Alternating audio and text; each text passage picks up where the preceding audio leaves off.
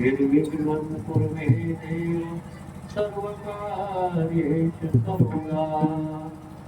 ॐ भुवस्वः तत्सवितुर्वरेण्यं भर्गो देवस्य धीमहि धियो यो न प्रचोदयात्।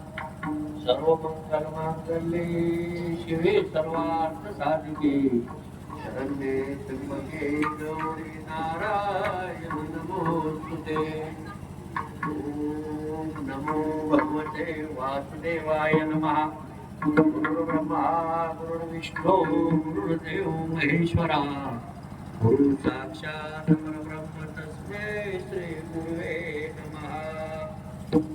कटे वरं पुण्डरीकाय दातुं मुनीन्द्राय समागत्य तिष्ठन्तमानन्दकन्दं परब्रह्मलिङ्गं भजे पाण्डुरङ्गम्। पंढरीचे देवराया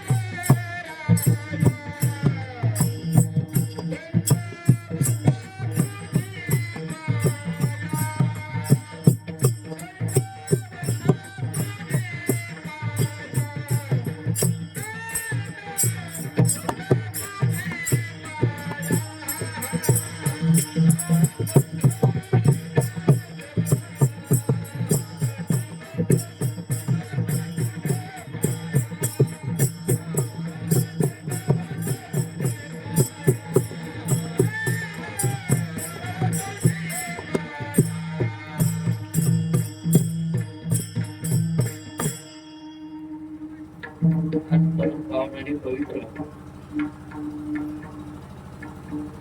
विशाल जमल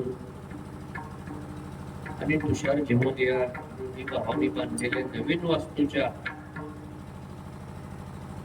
वास्तू शांतीच्या निमित्तानं आजचा हा परम पावन योग कीर्तनाचा योग या ठिकाणी आहे। आज कीर्तन होईल का नाही ह्याची शंका तर होतीच होती, मी इथं येईल का नाही ही सुद्धा शंका होती, कारण तब्येत अतिशय डाऊन आहे, अतिशय डाऊन म्हणजे झिरोच आहे। पण आता सगळ्यांच्या प्रेमात दुपारी उपचार घेऊन मग या ठिकाणी आलो आहे, केवळ आपल्या प्रेमासाठी। तब्येतीचा विचार न करता या ठिकाणी येऊन छोटीशी सेवा करण्याचा हा प्रयत्न आहे। म्हणून आजचं जे कीर्तन आहे हे कीर्तन मी सांगणार नाही, कारण माझ्या खात्रांना उरलेलं नाही। तर आजच्या दिवसाला भगवंतानीच सेवा करावी आणि आपण निवांत बसावं आणि तुम्ही ऐकावं असं मी ठरवलेलं आहे। आणि त्यामुळे जे काय कीर्तन होईल ते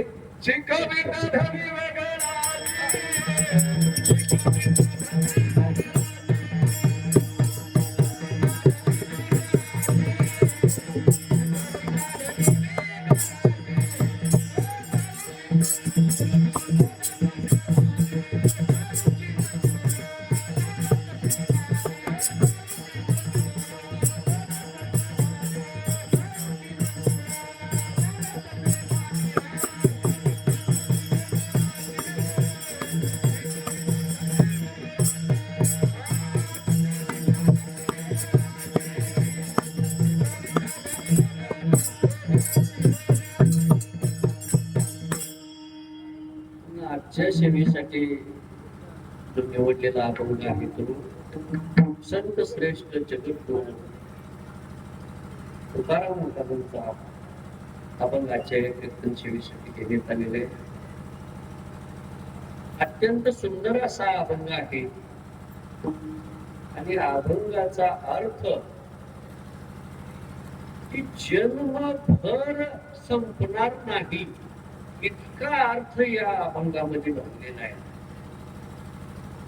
जन्मभर तर संपणार नाही, ते अखंड उपयोगी येईल शेवटच्या क्षणापर्यंत, परंतु पुढे अनेक जन्म जरी आपण घेतले तरी हा अभंग उपयोगी येईल आपल्या जीवाच्या कल्याणासाठी। म्हणून अत्यंत परम पावन आणि जीवाचं कल्याण करणारा हा अभंग आहे। म्हणून या अभंगाचं चिंतन यथामती यथा बुद्धी इथं मांडण्याचा प्रयत्न होईल. विठाला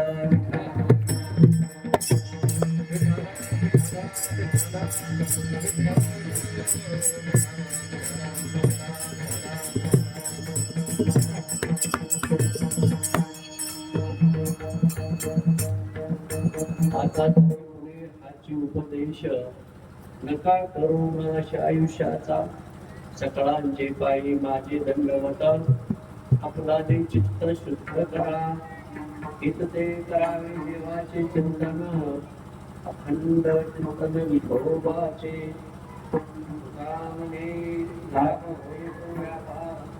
जरा काय फार शिकवावे विठाला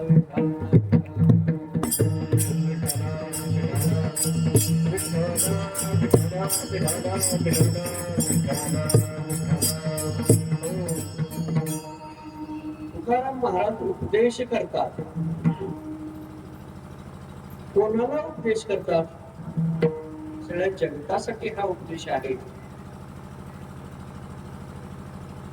उपदेश किती महत्वाचा असतो, किती महत्वाचा असतो उपदेश. तो उपदेश कोणी करावयाचा असतो त्या गोष्टीला अत्यंत महत्व आहे. कारण उपदेश करणारी व्यक्ती श्रेष्ठ असावी लागते, ज्ञान संपन्न असावी लागते, अधिकार असावा लागतो. अशा व्यक्तीकडून जो उपदेश सांगितला जातो तो उपदेश ऐकावा लागतो की ज्यामुळे त्या जीवाचं कल्याण होईल. आता हा उपदेश आपण याच जन्मात ऐकतो आहे का? एवढाच जन्म आपला झाला आहे का की मी एकदाच जन्माला आले मी इथं घरगुतीच फक्त जन्माला आलो असं काय आहे का? तुमचे माझे असे हजारो जन्म झालेले, हजारो. त्यावेळेला वेगवेगळे सहकारी आहेत. पत्नी वेगळे असतील, आई वडील वेगळे असतील, भाऊ वेगळे असतील, मित्र वेगळे असतील, गाव वेगळा असेल, परिसर वेगळा असेल. असे अनंत जन्म आपण आपले झालेले आहेत, पण ते आपल्या लक्षात नाही. आणि लक्षात नाही म्हणून बरं आहे. जर लक्षात असत तर काय झालं असतं हे सांगायची गरज नाही. कारण एखादं छोटस इलेक्शन लागून बघावं ग्रामपंचायत सारखं, त्यावेळेला उभा राहणाऱ्या व्यक्तीच्या 4 पिढीचा इतिहास मागितला सांगितला जातो. तुझ्या आजच्या हिता असा असा आढळून कुठलं 4 पिढ्या म्हणून काढलं जात. पण त्यातून काय लाभ आहे का? नाही लाभ. की व्यर्थ चिंतन आहे, व्यर्थ चिंतन आहे. आपल्याला उपदेश ऐकावं वाटणं हे सहज शक्य नाही, सहज शक्य नाही. उपदेश ऐकावा वाटणं सोडून द्या. कीर्तनातला उपदेश एखाद्याला पटतो काय पटवतो? आई वडिलांचा तर उपदेश ऐकायला काय त्याच्या चढीत तोंडा पडला. जवळ आहे दैवत, दैवत कुठं आहे? जवळ आहे, घरी आहे. आता तिच्या आई वडिलांचा तरी उपदेश त्याला ऐकायला काय अडचण आहे, पण तो ऐकत नाही, ऐकत नाही.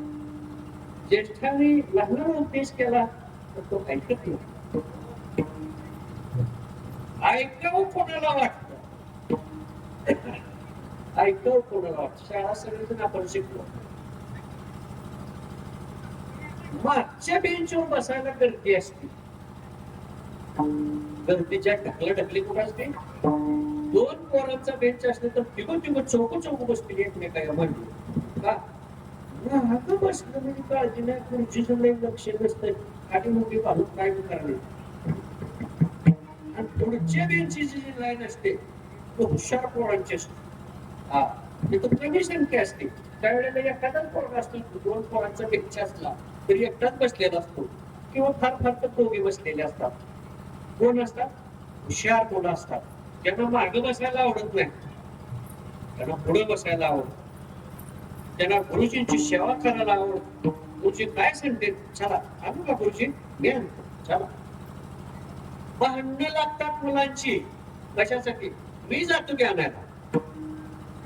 जे गुरुजींनी सांगितलेलं कार्य आहे ते मी जाऊन करून येतो, ह्याच्यासाठी भांडणं लागतात. म्हणजे इतकं कार्य करण्याची त्या मुलांच्या ठिकाणी आवड असते, गुरुविषयी असलेली आवड असते. त्याला ज्ञान घेऊ वाटतं, त्याला ज्ञान घेऊ वाटतं. गुरुजी सांगतात तो शब्द ना शब्द तो मनामध्ये उतरवतो आणि त्या पद्धतीने आपला अभ्यास करतो. म्हणजे त्याचं काय लक्ष आहे, गुरुजींच्या उपदेशाकडं त्याचं लक्ष आहे. आणि म्हणूनच तो पुढं जाऊन एक मोठा अधिकारी होतो, किंवा एखादा मोठा नेता होतो, एखादा चांगला महापुरुष होतो. हे कशामुळं? परिपूर्ण उपदेश त्याने ऐकला गेला. आता हे ऐकावं वाटणं हे जीवाला सहज होणारी गोष्ट नाही, त्या जीवाला ती आवडणारी गोष्ट नाही. का आवडणारी गोष्ट नाही? त्याला इतर अनंत विषय आवडतात, पण चांगल्या सद्गुणांची सेवा, सत्मार्ग, चांगलं काय ऐकावं हे त्याला वाटत नाही. त्याचा सहज वेगळीकडे असतो, त्यामुळे त्याला ऐकावं असं वाटत नाही. त्याचं पुण्य भक्कम आहे. इथं ठेवा हा कुठला ठेवाय? पूर्वजन्मीचा ठेवा ज्याचा पुण्याचा असेल त्याला ऐकावं वाटणार. तो अंधारातला अगदी कसही वाट नसली तरी वाडी वस्तीवरून कसंही चालत येईल, बॅटरी नसली तरी येईल, सुख सुविधा नसली तरी येईल, पण ती गाठ घालणार. का तर तिचा पहिला ठेवा त्याला आवड आहे. हा उपदेश ऐकून काय करायचंय तर जीवाचं कल्याण करायचं. जीव आज्ञेने काय उपदेश ऐकायचा तर हा अज्ञानी जीव. अज्ञानी जीवाला ज्ञानाची जागृती व्हावी, आणि ज्ञानाची एकदा जागृती झाली मग त्याला चांगलं काय वाईट काय, काय ऐकावं काय ऐकायला नको हे सगळं कळतं. आणि म्हणून ऐकणं ही गोष्ट जीवनात अत्यंत महत्वाची आहे. शाळेमध्ये वाक्य लिहिलेलं आहे, शिकेल तो टिकेल, शिकेल तो टिकेल. पण परमार्थातल्या शाळेची ही हरिनामाई शाळा आहे. त्या आता कशी भरली शाळा आपली, या शाळेत विद्यार्थी संख्या कमी असते या हरिनामाच्या शाळेत. ह्या शाळेतलं वाक्य काय आहे? ऐकेल तो टिकेल. या शाळेचं वाक्य काय? ऐकेल तो टिकेल. म्हणजे जो ऐकणारा आहे तो निश्चितपणाने जीवनामध्ये टिकणार. पण कुणाचंही ऐकायचं का? ऐकायचं आहे म्हणजे कोणाचंही ऐकायचं का तर ते नाही. ज्ञान संपन्न व्यक्तीनं दिलेलं ज्ञान, सद्गुरूंनी दिलेलं ज्ञान, शास्त्र पुराणाने दिलेलं ज्ञान, हे ज्ञान श्रवण करणं, हा उपदेश श्रवण करणं. मग रामायण असेल, महाभारत असेल, भगवद्गीता असेल, अभंग असतील, त्याचं श्रवण करणं, हा उपदेश साधू संतांचा जाणून घेणं, याच्यामध्ये जीवाचं कल्याण आहे.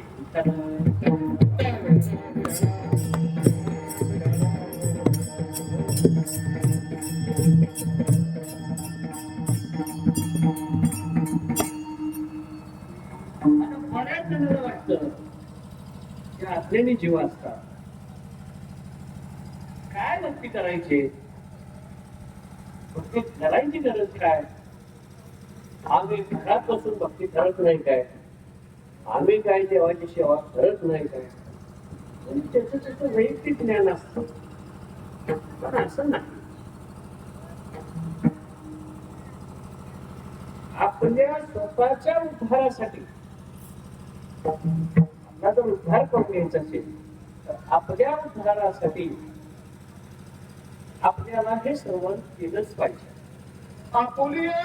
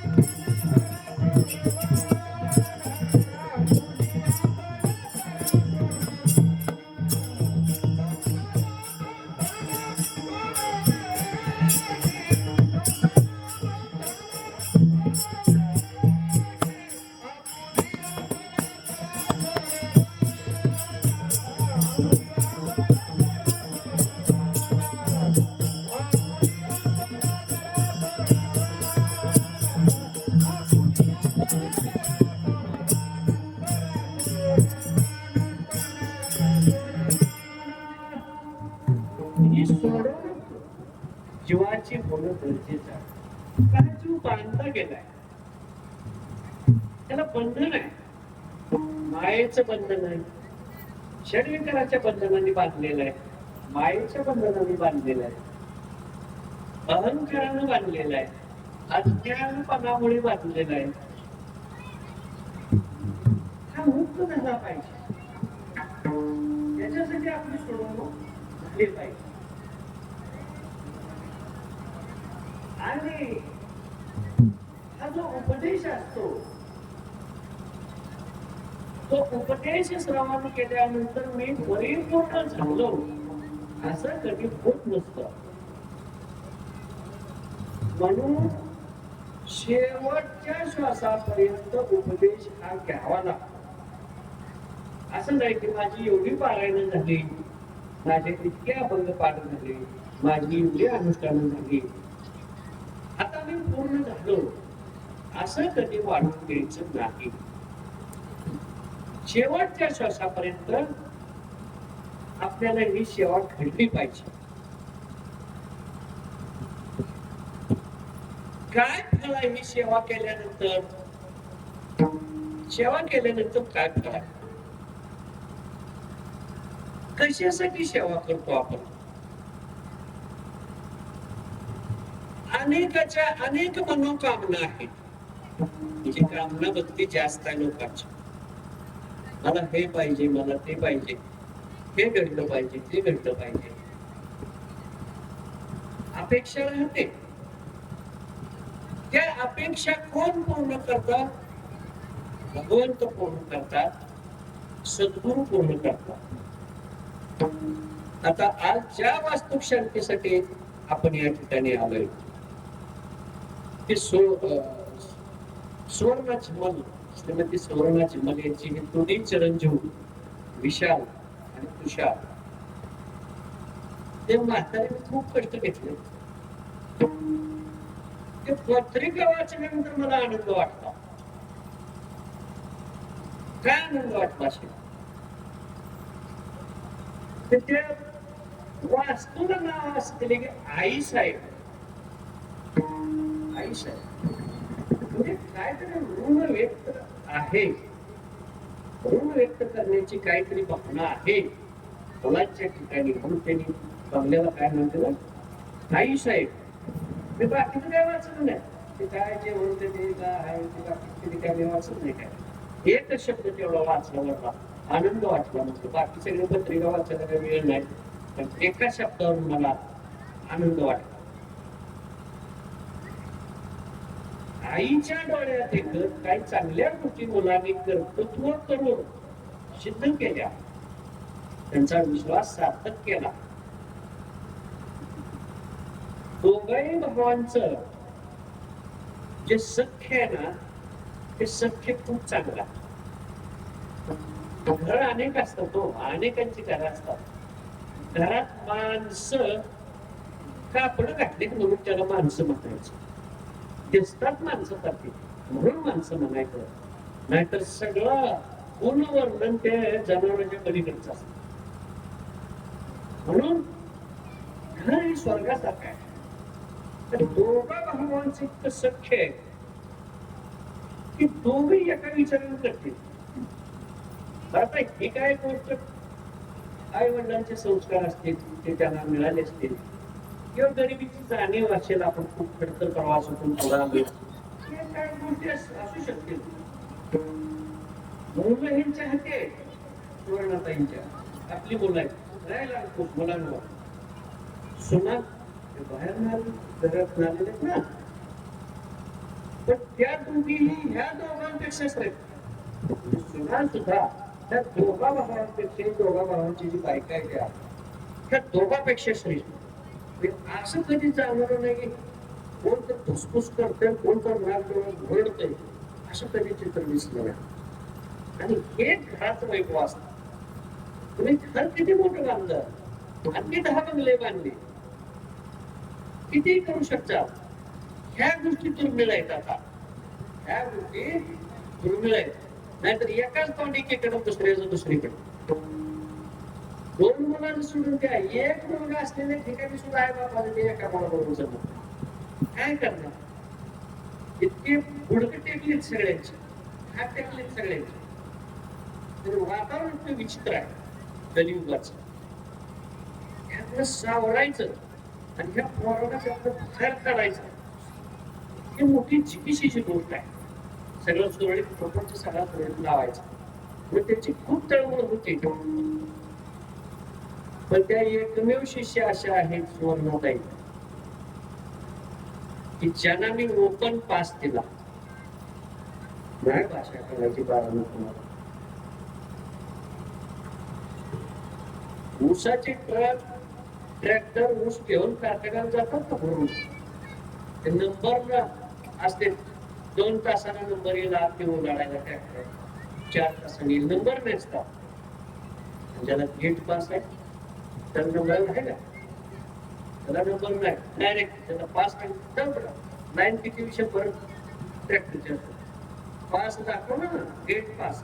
आणि ऊस बागायतदारांना माहिती ना तुमच्या भागात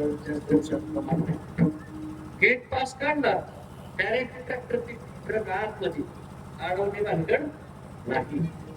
त्या म्हसवड परिसरातल्या एवढ्या वाड्या म्हसवडची इतकी गाव आहे ती एकमेव ते शिष्य की त्यांना मी ओपन पास केला.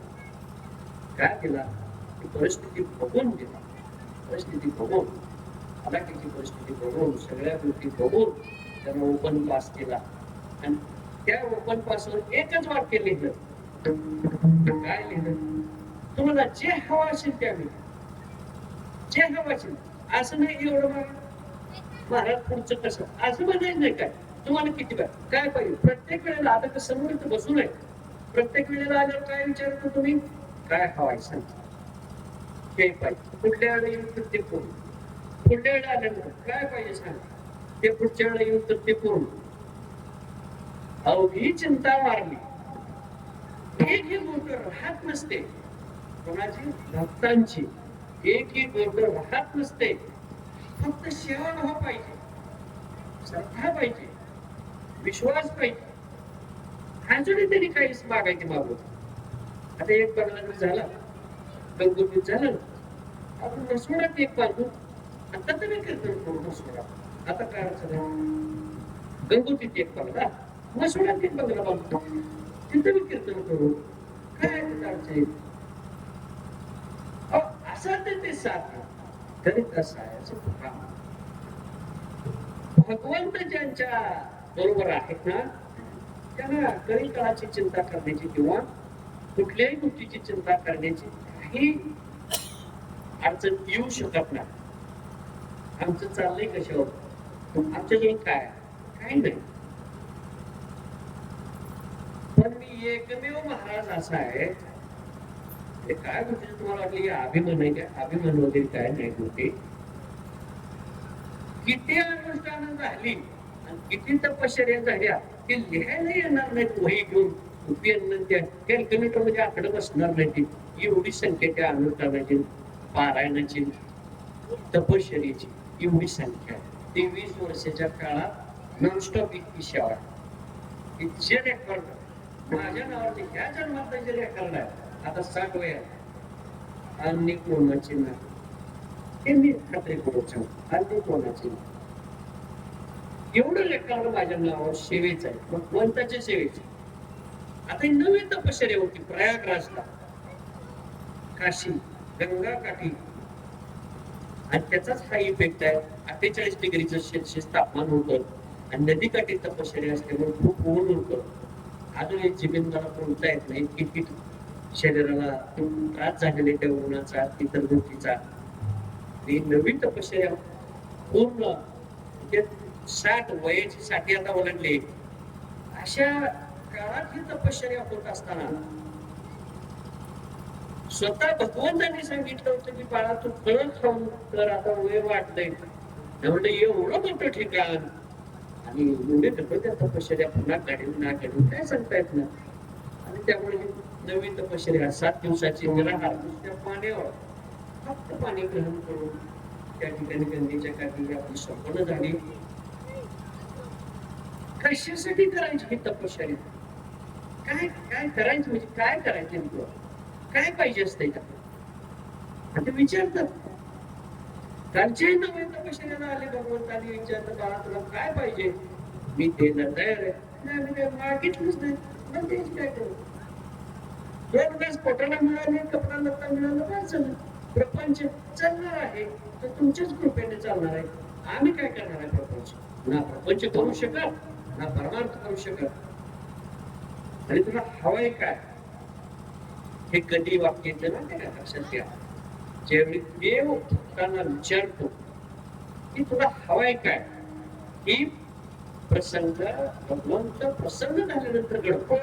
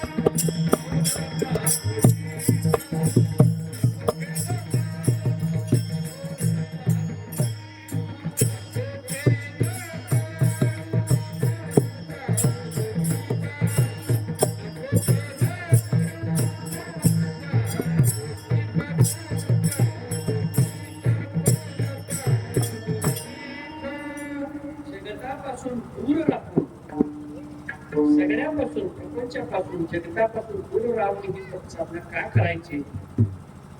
तुम्ही जसं आता सहवास घेण्यासाठी आला हा सत्संग आहे. या सगळ्या साधू संतांचा सत्संग तुम्हाला मिळतोय म्हणून तुम्ही आला ह्या सत्संगासाठी. तसं आम्ही ह्या तपश्चर्या काय करतो? आयुष्यभर तुमच्याच सानिध्यात असतोय तुमच्याच सहवासात असतोय पण त्या 7 दिवसात 9 दिवसामध्ये भगवंताचं सानिध्य असतं. भगवंताचा सहवास असतो. काय उपयोग आहे त्या सहवासाचा? ज्या वेद पुराणात गोष्टी ऐकल्या नाहीत कधी ज्ञान ते मिळालं नाही असं सगळं ज्ञान भगवंताकडून त्या सत्संगामध्ये त्या सहवासामध्ये प्राप्त होत. फार थोड्या वेळ त्या गोष्टी असतात पण तो जो आनंद असतो ना तो अलौकिक आनंद. अलौकिक आनंद मी सांगितलं ना सुवर्णताईनं मी फ्री पास असा ओपन पास केला. आता माझ्या वयाची 60 पूर्ण झाली आणि माझे वडील रत्नाकर महाराज होते ते 70 वर्ष असताना गेले त्यांचं निर्वाण झालं. तर आता आपली 60 पूर्ण झाली आता किती हप्त्यात आपण करणार आहे? मग काय राहिले का देवाने विचारलं बाबा माझ्या हातला अजून काय राहिले का? ती सांगा मला करू द्या पूर्ण. अजून तुम्ही काय सेवा माझ्या राहिली असली तर ती करून घ्या. ह्याच्यासाठी विचारणा करण्यासाठी सेवा करायची म्हटलं तर किती वर्ष करायची भगवंताच्या मनावर आहे. आणि मग त्याला टप्पे विचारले. आता 60 नंतर 20-20 वर्षाचे 2 टप्पे, 60 ते 80 आणि 80 ते 100 2 टप्पे. मी कुठं बदल करायचंय मला हेच सांगा म्हटलं.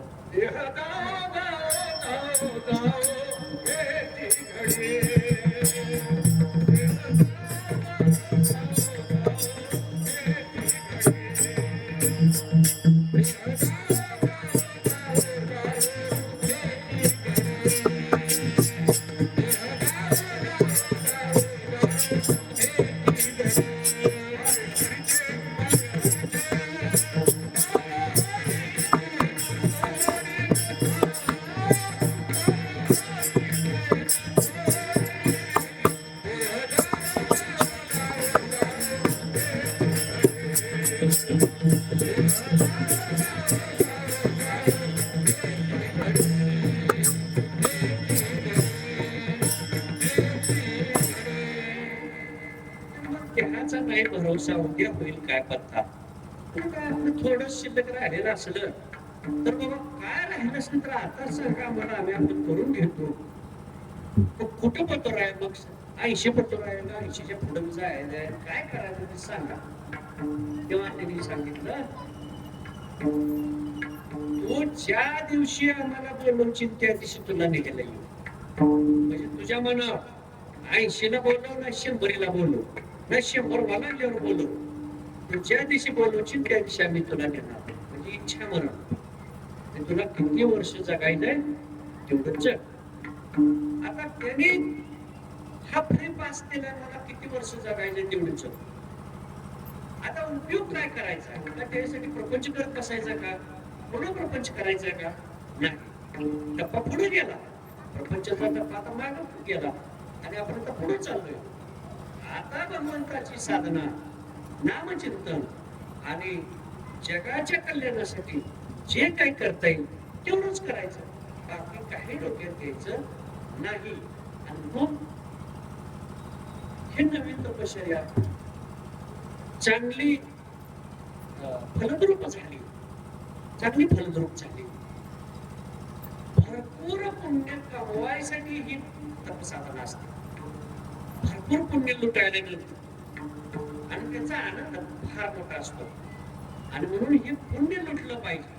अपार पडल्या पुण्याच्या राशी सगळे तीर्थे घडले आपला अधिक काशी.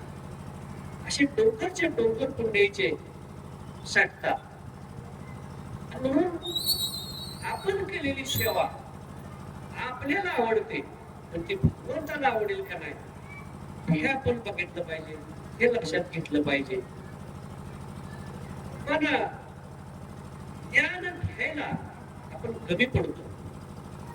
एक गोष्ट आहे, ज्ञान सहजासहजी कुणाला दिलं जात नाही, सहज दिलं जात नाही. तो जाणून घेणारा असेल तर त्याला दिलं जात. त्यांना विनंती केली, प्रार्थना केली मला ज्ञान द्या तर ते दिलं जात, अन्यथा नाही. स्वतः भगवंत सुद्धा आपल्या जवळच्या व्यक्तीला सुद्धा सहज ज्ञान देत नाही. ते म्हणणार आपल्याला पटतंय की पटतंय त्यांना पटेल का नाही काय सांगता येते. नाहीतर आता कशी परिस्थिती अशी नवऱ्यानं माळ घातली द्यायची तू काय तुला मागणं तो काय बायकोसाठी बसू वारीला नवरा पंढरपूरच्या वारीला तुम्ही मला जमत नाही काय करणार असं नाही ना. पटेलच अशी गोष्ट नाही. आणि मग शंकर पार्वती भगवान शंकर अखंड ध्यान धारणा करतात, अखंड नामचिंतनामध्ये व्यस्त असतात. आणि मग पार्वती मातेला नारद मुनीने सांगितलं भगवान शंकर कुठे आहे ध्यान धारणा चालू आहे. ती कशाची ध्यान धारणा करतात ते तर देव आहे, कशाची ध्यान धारणा करतात मला काय माहिती. तुम्हाला काही सांगितलं नाही का, तुम्हाला काय सांगितलं.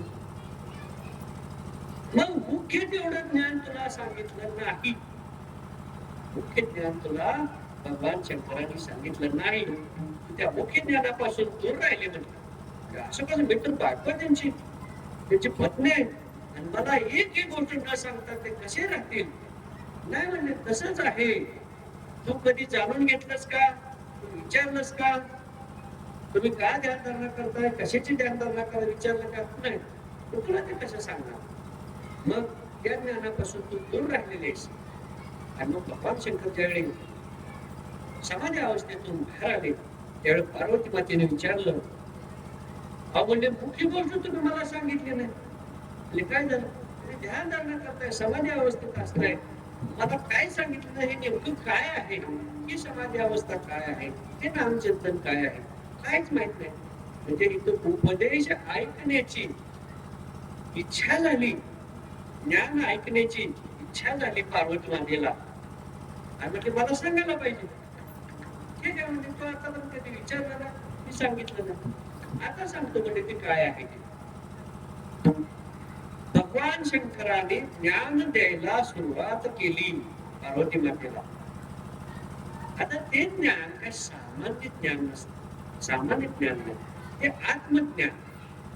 हे कोणतं ज्ञान? आत्मज्ञान, श्रेष्ठ असं ज्ञान.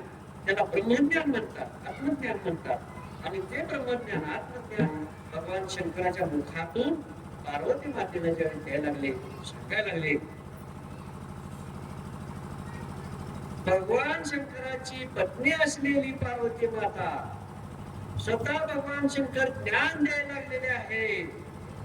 अशा टायमाला पार्वती मातेने सुद्धा झोप लागावी लागली. झोप आता बाकीची काय अवस्था होईल, कीर्तन ऐकताना, प्रवचन ऐकताना, रामकथा ऐकताना पार्वती मातेला सुद्धा डुलकी लागली, झोप लागली. आता गंमत बघा कशी, उपदेश चालू आहे भगवान शंकरांचा, ज्ञान द्यायचं काम सुरू आहे, अविरत चालू आहे. पार्वती मातेला झोप लागली का नाही माहित नाही. हे भगवान विष्णूंनी पाहिलं आणि हा उपदेश वाया जाईल. आता झोपले म्हणजे काय झालं, वाया जाणार ना, जागेच तर ऐकणार. मग आता हा एवढा मोठा उपदेश भगवान शंकराचा वाया जाईल म्हणून भगवान विष्णू माशाच्या ठिकाणी जाऊन थांबले आणि तो सगळा ज्ञानाचा भाग श्रवण केला.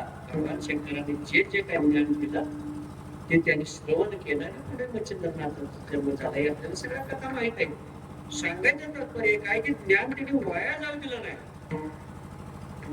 तसं तुम्ही आम्ही शास्त्र पुराणाने सांगितलेलं ज्ञान वाया जाऊ देऊ नका. साधू संतांनी सांगितलेलं ज्ञान वाया जाऊ देऊ नका. भगवंत सुद्धा तुम्हा आम्हाला ज्ञान देतात.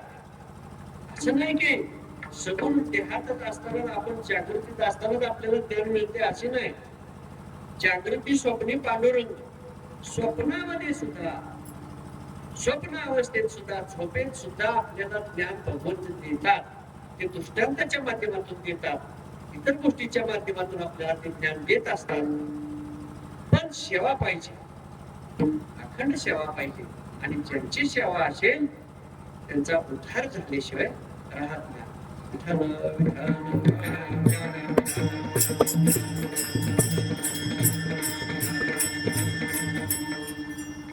आपल्याला मनापासून आवडलं पाहिजे, इच्छा पाहिजे की मी ज्ञान घेतलं पाहिजे, प्रत्येक गोष्ट जाणून घेतली पाहिजे. पूजा कशी करायची साधू बाबा, पूजा करायची काय मोठी गोष्ट आहे का? नाही. पण पूजेचा उपचार काय आहे, पूजा कशी करायची, कोणत्या वेळी करायची, कोणत्या दैवतांची करायची, त्याची वेळ कोणती, अशा पद्धतीने करायची, काय पात्रता असावी लागते पूजा करण्यासाठी, याच ज्ञान पहिल्यांदा अवगत करावं लागते. म्हणजे काय करावं लागते, ज्याला परमार्थ आवडतो त्यानं पहिल्यांदा भक्त झाला पाहिजे. आणि भक्त होणं इतकी सोपी गोष्ट नाही. हजारो लाखो माणसं माळा घालतील पण ते भक्त असतील असे नाही. लाखो माणसं एकादशी धरत असतील भक्त असतील असे नाही. लाखो माणसं पारायण करत असतील पण ते भक्त असतील असे भक्त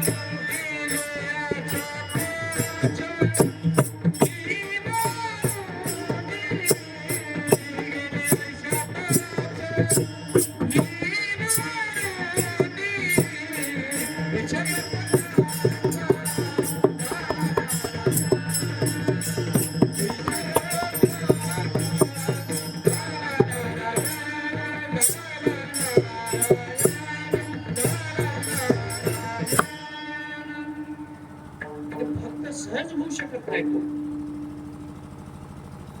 म्हणजे आम्ही माळा घातली नाम घेतलाय गुरु केलाय पूजा करतोय एकादशी करतोय महिन्याला वारीला जातोय आम्ही भक्त नाही का?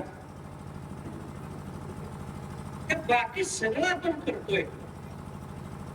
गंध आहे टिळे आहेत माळा आहेत उपासना आहे उपवास आहे पारायण आहे मौन आहे सगळं आहे. एक गोष्ट नाही. कोणती गोष्ट? समर्पण नाही. समर्पण समर्पण म्हणजे काय? माझं काय नाही जे आहे ते कोणाचं आहे? तुझं आहे.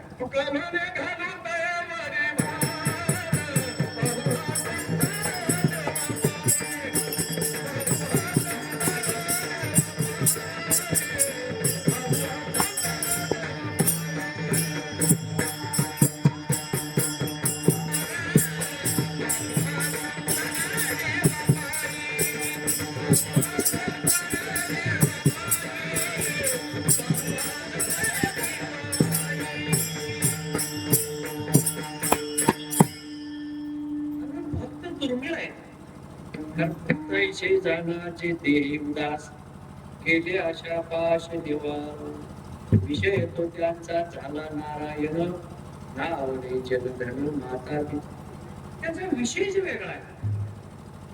आणि आपण काय आपण विषयात म्हटलो म्हणून आपण समर्पण करू शकत नाही. समर्पित भावना नाही. 2 रुपयाची पावती फाडली तर म्हणते मी सत्याला एवढी देणगीची पावती फाडली एवढं अन्नदान केलं एवढे कृती मी प्रसादासाठी दिली. ते समर्पण नाही. कुणाचं दिलं दिलं कुणाचं? आपल्याकडे काय आहे? काही नाही. येताना एकटा आला नव्हे मोकळा आला. येताना एकटा झाला मोकळा आला. जाताना एकटा जाणार मोकळाच जाणार. काही येणार नाही. नाही येताना आणलं ना जाताना देणार आहे. पण तुझं काय आहे? काही नाही. पण तू माझं माझं का म्हणतोस? हे माझं आहे ते माझं आहे. तू माझं का म्हणतोस? तुझं काही नाही. हे दिलं कोणी? भगवंतानी. करता करविता तो देवाना. हे दिलं कोणी? भगवंतानी. बर कशावर मिळवलं? कष्टावर मिळवलं. कोणी कुठं कष्ट केला असेल कोणी कुठं व्यवसाय केला असेल नोकरी केली असेल कष्टावर मिळवलं. कष्टावर मिळवलं ठीक आहे. पण कशावर मिळवलं? शरीरामुळे मिळवलं. हे शरीराच नसतं तर नोकरी कुठून करून केली असते शेती कुठून केली असते व्यवसाय कुठून केला असता प्रपंच कुठून केला असता. म्हणजे शरीर आहे म्हणून प्रपंच करू शकतो परमार्थ करू शकतो. मग ही शरीर दिलं कोणी? शरीर दिलं कोणी? भगवंताने दिलं शरीर. घडवलं कोणी शरीर? भगवंतानी घडवलं. पण नुसतं शरीरच घडवलं, देहच घडवलं असं आहे का? जे खायला प्यायला लागते ते सुद्धा कुणी दिलं? भगवंतानी. पंचमहाभूतांची रचना इथल्या कुणी पृथ्वीवरच्या माणसाने केली का? नाही. पंचमहाभूतांची रचना सुद्धा भगवंतानी केली. सगळ्या चराचराची निर्मिती कुणी केली? भगवंतानी केली. आपण काय करणार आहे? फुलाचं झाड आहे, चला पूजेला फुले तोडायचे आहेत, आणा. काय आणा? पूजेला फुले तोडून आणा. झाड कोणाचं? झाडाला फुलं लावली कुणी? झाडाला फळं दिली कुणी? झाडाला जिवंत ठेवलं कुणी? पाणी कुणी दिलं झाडाला? पाणी नसलं तर कुठलं घालणार आहे? पाणी कुणी दिलं? भगवंतानेच दिलं. झाडाची वाढ कोणी केली? भगवंतानेच केली. फुलं त्यांच्याच सत्तेनं आली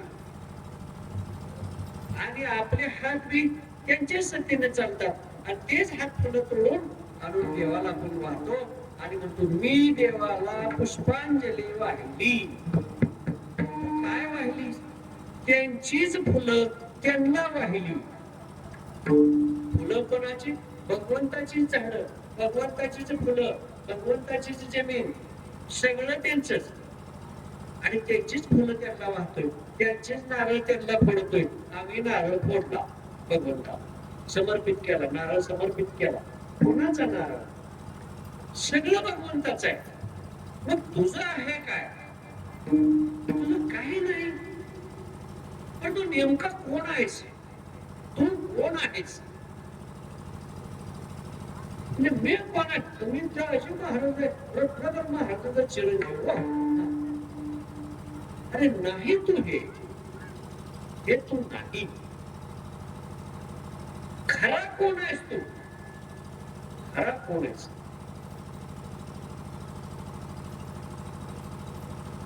हे कधी लक्षात येतं आपल्याला? खरं खोटं.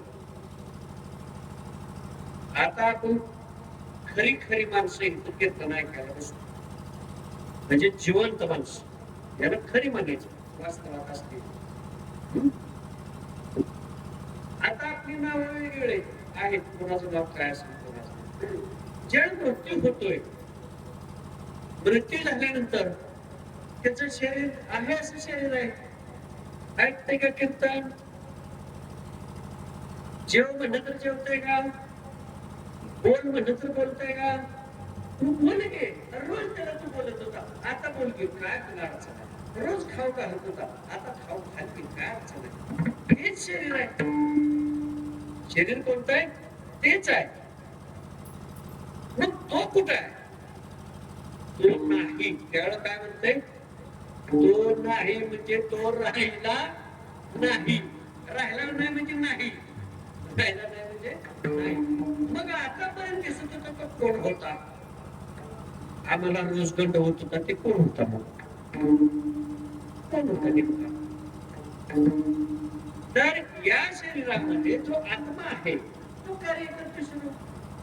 आत्मा बाहेर निघाल्यानंतर हे शरीर काम करू शकत नाही. देह देवाचे मंदिर. आता आत्मा पांडुरंग विठ्ठल आत्मदेह मंदिरामध्ये. आणि मग मी कोण आहे? त्या मीची ओळख व्हावी. मीची ओळख व्हावी. ती ओळख कधी होईल? जागृती झाल्यानंतर होईल. अज्ञानातून बाहेर आल्यावर होईल. ज्ञान प्राप्त झाल्यावर होईल. मग म्हणते मी कोण आहे? मी इथला नाही. मी इथला नाही. हे माझे पाहुणे लावले नाही. मी या गावचा नाही. तुकाराम महाराज सांगितलं म्हणजे मी इथलाय म्हणले का? नाही. कुठलाय? आम्ही वैकुंठवासी. आम्ही वैकुंठवासी आलो याची काय वासी. मग आलोय कुठलं? वैकुंठावर. कशासाठी आलं? कारणासाठी आलं. काय कारण आहे? कारण काय? काय कारण आहे लहानाचं मोठं व्हायला लग्न प्रपंच सगळं हा? हे काय गोष्ट हो ती करायसाठी यायची हे करायसाठी यायचं का नाही कशासाठी मानवाचा जन्म आहे हे भगवद्गीतेमध्ये भगवान श्रीकृष्णाने अर्जुनाला सांगितलं अर्जुना कशासाठी जन्म आहे तुझा दोन गोष्टीसाठी जन्म आहे एक भक्ती करायसाठी आणि दुसरा ज्ञान मिळवायसाठी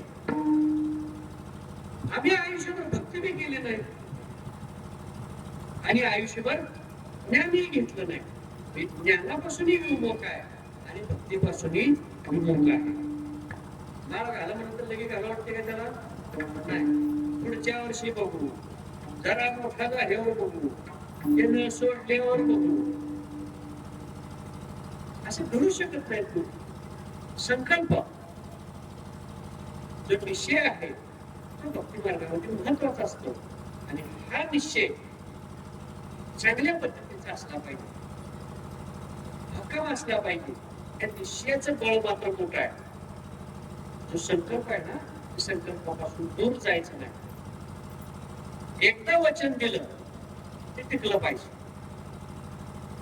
त्याला ठाम असलं पाहिजे श्रद्धा महत्वाची विश्वास महत्वाचा भक्तीमध्ये ह्या गोष्टीला महत्व आहे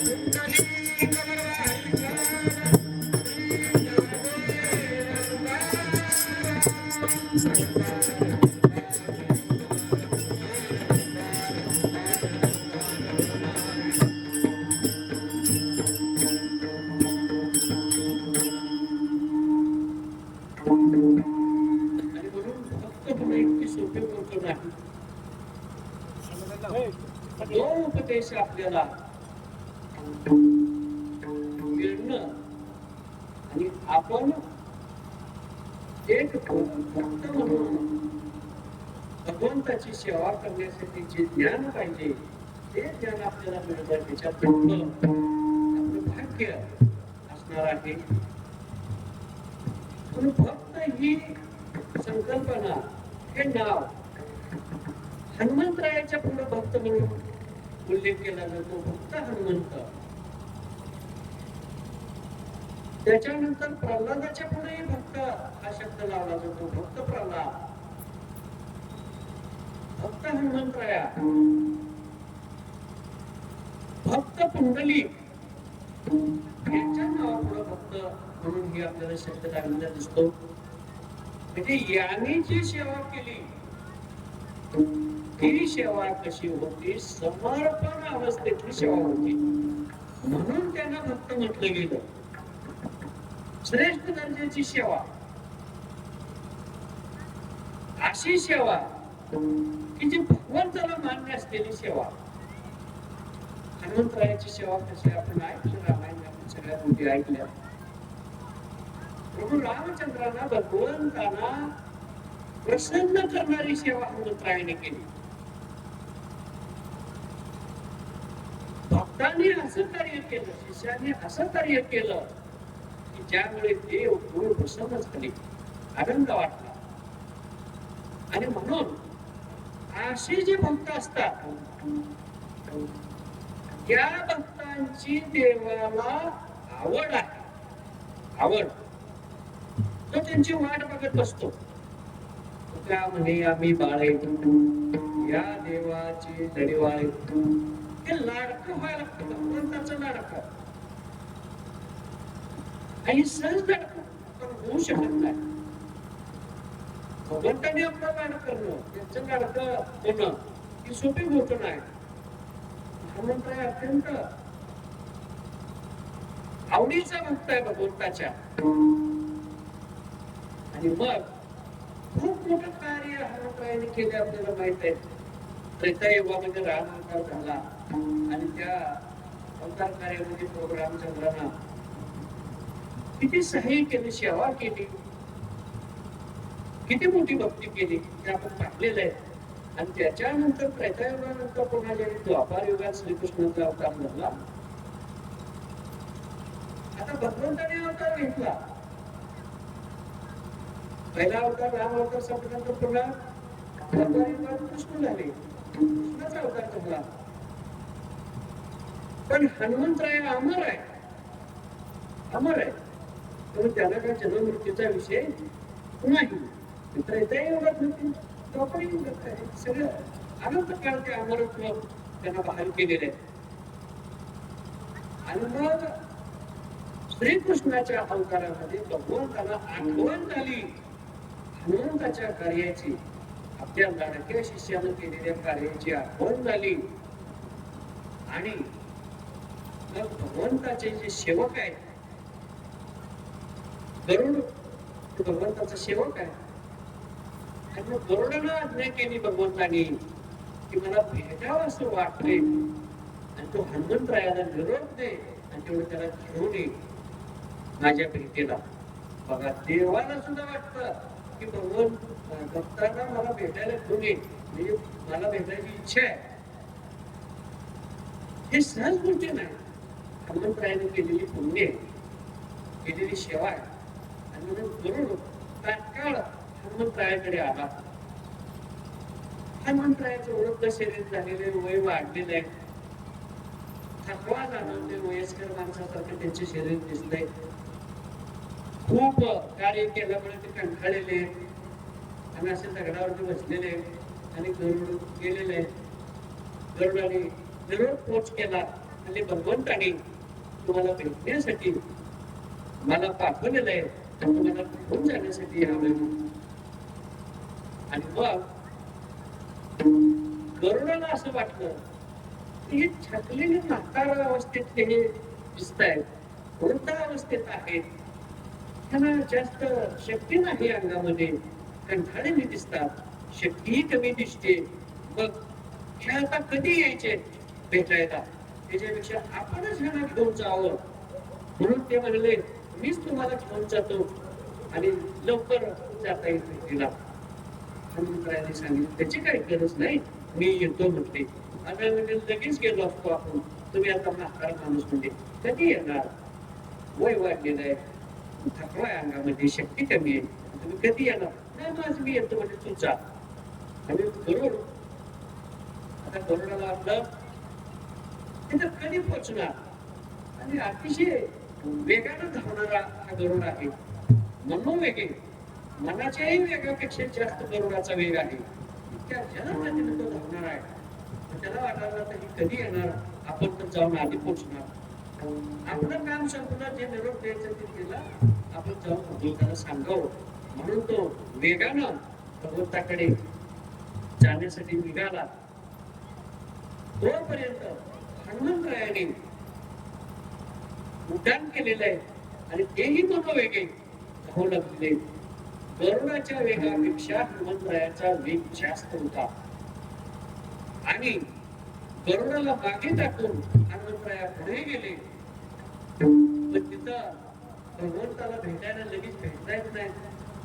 सुदर्शन चक्र जे आहे ते सुदर्शन चक्र सेवक म्हणून त्या ठिकाणी संरक्षण करण्यासाठी बाहेर थांबलेलं आहे भगवंताचं सुदर्शन चक्र. आणि मग तिथं पोहोचल्यानंतर हनुमंतरायाला ते सुदर्शन चक्र काय आत सोडेना. हनुमंतराय म्हणणारे मला भेटायला बोलवले भगवंताने. नाही म्हणजे मी विचारल्याशिवाय तुला आत जाता येत नाही, तू बाहेरच थांबव, मी संरक्षणासाठी उभा आहे, आत सोडता येत नाही.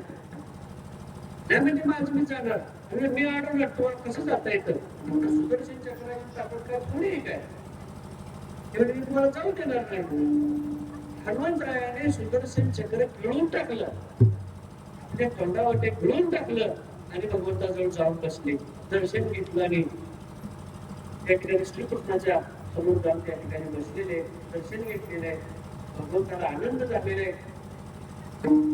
आणि मग धप्पा टाकत करून त्या ठिकाणी पोचलेला आहे.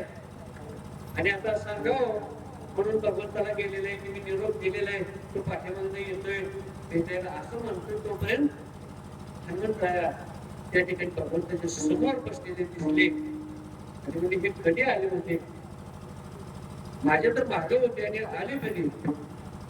आणि मग भगवंताला लक्षात आलं, म्हणजे तू घेऊन आला ना का? माझ्या पुढे आले. आणि मग ह्याला सुदर्शन चक्राने अडवलं नाही का?